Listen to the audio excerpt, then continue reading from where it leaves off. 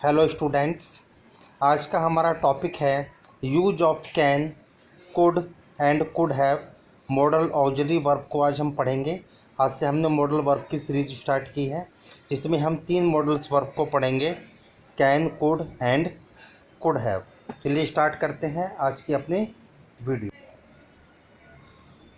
चलिए students, model auxiliary verb में आज हमारा जो टॉपिक है can, could and could have, इसे हम हिंदी टू इंग्लिश ट्रांसलेट पढ़ेंगे।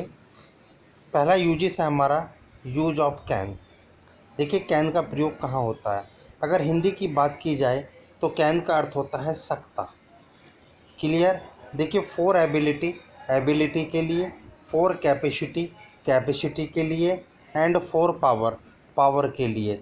इन चीज़ों को बताने के लिए कि आपको किसी कार्य को करने की एबिलिटी आपके पास है, किसी कार्य को करने की कैपेसिटी आपके पास है, किसी कार्य को करने की शक्ति आपके पास है, पावर आपके पास है, उस कार्य को आप कर सकते हो, तो ये बताने के लिए आपको कैन का यूज करना पड़ता है। चलिए देखिए फॉर एग्जाम्पल्स, जैसे फर्स्ट टेंस है वह इस कार्य को कर सकता है, तो he can do this work. इस तरीके से आप बनाएंगे। तुम रेडियो ठीक कर सकते हो, तो you can repair the radio. इस तरीके से आप बनाएंगे। जैसे वह समस्या हल कर सकती है, सी कैन सॉल्व द प्रॉब्लम। इस तरीके से आप बनाएंगे। नेक्स्ट एग्जाम्पल देखिए स्टूडेंट्स, क्या तुम सवाल हल कर सकते हो, can you solve the question. इस तरीके से वह आपको कंप्यूटर सिखा सकता है, यानी कि वह आपको कंप्यूटर सिखा सकता है, तो he can learn you computer. इस तरीके से तुम इस दीवार से कूद सकते हो, तो you can jump over this wall. आप इस तरीके से इसे इंग्लिश में ट्रांसलेट करेंगे। तो चलिए नेक्स्ट यूज है हमारा यूज ऑफ कुड।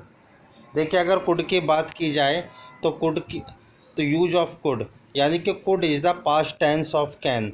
जो कैन का पास्ट टेंस होता है वो कुड होता है, याद रखना। For ability, for capacity, for power के लिए आप प्रेजेंट में कैन का प्रयोग करते हो और पास्ट में आप कुड का प्रयोग इजीली कर सकते हो। देखिए फॉर एग्जांपल, जैसे वह एक पत्र लिख सकी, पास्ट की बात है तो सी कुड राइट ए लेटर। इस तरीके से तुम कल अपना कार्य कर सके, तो you could do your work yesterday. इस तरीके से क्लियर। कैन, कुड के साथ भी आपको वर्ब की फर्स्ट फॉर्म ही यूज करनी है। क्लियर। देखिए नेक्स्ट, कुड का यूज और कहाँ कर सकते हैं। देखिए स्टूडेंट्स, प्रेजेंट में यदि पोलाइट रिक्वेस्ट हो, ठीक है, तो हम कैन के स्थान पर पोलाइट रिक्वेस्ट बताने के लिए मॉडल वर्ब कुड का प्रयोग ज़्यादा बेटर माना जाता है। ठीक है, जब आपको किसी से पोलाइट रिक्वेस्ट करनी हो। देखिए फॉर एग्जांपल, क्या तुम मुझे 100 रुपये उधार दे सकते हो। इस तरह आप पोलाइट रिक्वेस्ट कर रहे हो, तो could you land me A 100 rupees. इस तरीके से। क्लियर। देखिए नेक्स्ट, क्या मैं तुम्हारी किताबों का प्रयोग कर सकता हूँ, could I use your books. इस तरीके से आप इसे इंग्लिश में ट्रांसलेट करेंगे। क्या अब हम जा सकते हैं, कुड वी गो नाउ। यानी कि जब आप पोलाइट रिक्वेस्ट कर रहे हैं तब आप कुड का प्रयोग इजीली सी कर सकते हैं।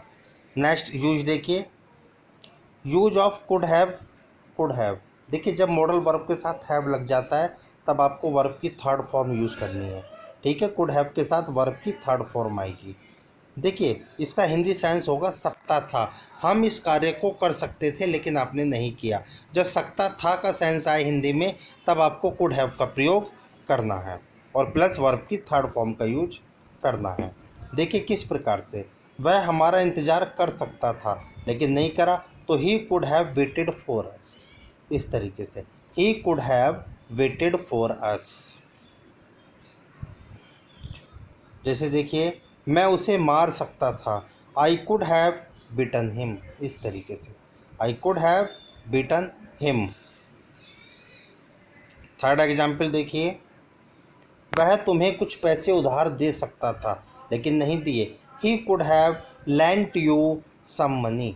इस तरीके से आप इसे यूज़ करेंगे। कुड हैव के साथ जो भी आप वर्ब दिखाएंगे वो वर्ब की थर्ड फॉर्म होनी चाहिए।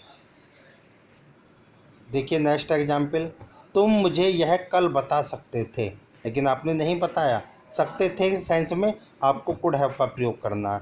You could have told me this yesterday, इस तरीके से। You could have told me this yesterday, इस तरीके से।